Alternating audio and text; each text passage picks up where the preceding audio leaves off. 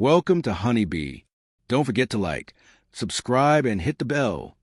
Real stories of love, lies, and betrayal, where every truth stings.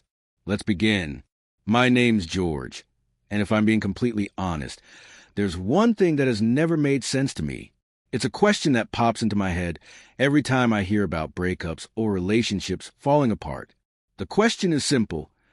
Why do people end relationships but still give their exes a way to stay in their lives? Think about it. Isn't the whole point of a breakup to cut ties, to end everything that connects you to that person? Yet, so many people still allow their ex to have some secret doorway back in. Is it just me being old school about boundaries? Or do I see things differently than most? It just feels wrong to me. You say it's over, but then you let the person creep back into your life like they never left. It blurs the line. And honestly, it messes with everything. And that brings me to my story, the one about my fiancée, Deborah, and how everything fell apart in a way I never expected. Believe me, this experience forced me to think hard about this very issue. Before we dive into what happened, I should give you some context. I'd known Deborah for years before we ever became a couple. Back then, she was stuck in a toxic relationship with a guy. I'll just call him her ex. And when I say toxic, I mean the kind of relationship where she was constantly walking on eggshells, never sure if she'd be yelled at, ignored, or worse. I saw it all play out from the sidelines. It wasn't easy to watch, but I knew it wasn't my place to interfere. She had to make the decision to leave on her own, and I respected that. She wasn't naive. She knew what was happening, but she needed the strength to walk away. I couldn't give her that. I could only be there if she needed someone to talk to. And that's what I did. I stayed in the background, supportive but not pushing. I wasn't thinking about romance back then. I just wanted to be someone she could trust. Eventually, one day, she ended it with him. I still remember how hard that was for her. It wasn't as simple as just walking away. She was shaken, questioning everything, but she did it. She got out. And even though it broke her down at first, I knew it was the right move. I stepped up for her then, made sure she knew I was there. A few months passed, and once things had settled, I finally asked her out. To my surprise, she said yes. Honestly, I didn't know what to expect after everything she'd been through, but somehow, we worked. Things between us grew fast. I think we both realized we had something real, and maybe we were both ready for a healthy relationship after so much chaos. After about a year and a half of dating, we got engaged. Yes, it happened quickly, but it felt right. It felt natural. Once we were engaged, we decided to move in together. Since we were practically spending all our time together anyway, it just made sense to start adjusting to that life before marriage. Those first few months of living together were some of my happiest. Life felt simple and good. Cooking dinner together, watching shows, going on walks. It felt like we were really building something. I thought everything was perfect, but of course, things don't stay perfect forever. One ordinary evening, I misplaced my phone somewhere in the apartment. I checked the couch, the counter, even under the cushions, but couldn't find it. So I grabbed Deborah's phone to call mine. No big deal, right?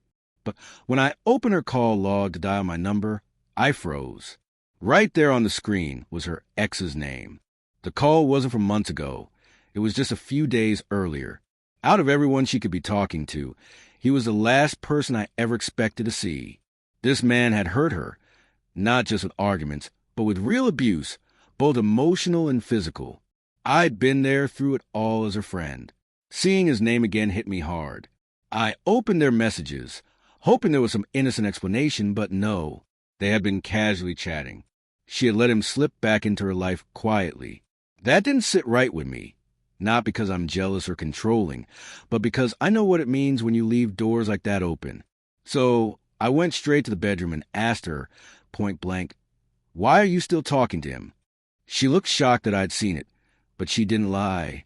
She told me it was harmless, just casual conversation, that he was only checking in. I told her clearly how I felt. "You told me you were done with him. You told me that part of your life was over." She could see I wasn't joking. She told me if it made me feel better, she'd stop talking to him. She didn't want this to hurt our relationship. That gave me some peace. I believed her. I thought that now she understood how I felt, she would finally close that door. I thought we were good, but I was wrong. That was only the beginning. At first, things seemed fine, but over time, I noticed Deborah became extremely protective of her phone. She never left it lying around anymore. She took it with her everywhere. Bathroom, laundry, even just stepping into the other room. I tried to brush it off, but it made me more aware. One day, I went home during my lunch break to grab a hard drive I'd forgotten. Normally, I'd call Deborah out of courtesy, but I didn't bother this time. I just planned to run and grab it and leave. After picking up the drive, I thought, why not grab a coffee before heading back? There's a cafe just a few blocks away. So I drove over, got my usual drink, and turned to leave. And that's when I saw them, Deborah and her ex, sitting together in the corner, deep in conversation. For a moment, I couldn't even process what I was seeing. They hadn't noticed me yet. I walked up to the table, looked right at her, and said, "Don't come home." She just stared at me, stunned. I turned and walked out, got in my car, and drove off. I don't even remember the rest of my workday.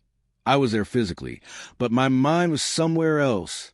When I got home that night, she was already there, waiting. She stood up as soon as I walked in and started explaining. She said her ex was going through personal issues and had reached out.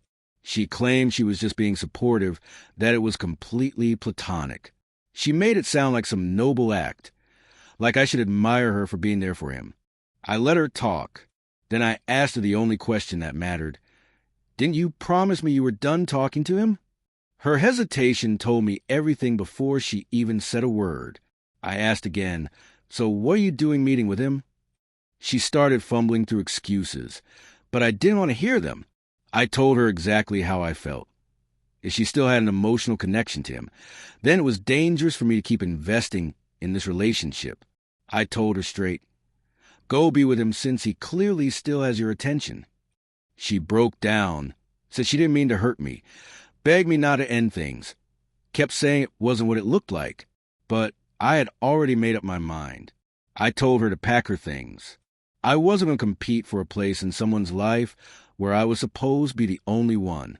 When she realized I was serious, she packed a few bags and left for her parents' house. I think she thought it was temporary, that I'd calm down and take her back.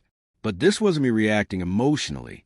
This was me responding to the choice she'd already made. I gave her 2 days to come get the rest of her stuff, but she didn't. So I called her, told her to come over. When she arrived, all her things were packed neatly outside the door. That's when it finally hit her that it was over. She called, texted, tried to get a reaction, accused me of being insecure, controlling. Even said her ex was better than me. I didn't get angry. I sent her one last reply, "Go be with him." And that was it. Sometimes the most peaceful thing you can do is walk away and never look back. After everything, I took time to sit with myself, to process not just Deborah, but the whole situation. I felt 2 things at once: sadness and relief. Sadness because I had wanted this relationship to work. I saw a future with her. But relief because I finally saw things for what they really were, not what I wished they could be. And I walked away with a few hard lessons. First, trust is everything. Once it's broken, you can try to piece it back together, but the cracks will always be there, and you'll keep cutting yourself on those same sharp edges. Second, set your boundaries early. If something feels wrong, say it. Don't wait and hope it fixes itself. Third, actions speak louder than words. Deborah promised me she was done with him, but her actions proved otherwise.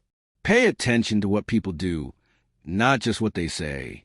Fourth, emotional independence is key. You can't build a future with someone who's still emotionally tied to their past. And finally, sometimes the healthiest thing you can do is walk away. It hurts, yes, but staying would have cost me my peace, my self-respect. And that wasn't a price I was willing to pay. So that's my story. What about you? What would you have done in my place? Do you think I overreacted? Or was I right to end it? Let me know. I'd love to hear your thoughts. And I'll leave you with this. Relationships aren't easy, but they are built on choices. Choices to trust, to protect that trust. And if someone chooses to break it, Sometimes your only choice is to walk away.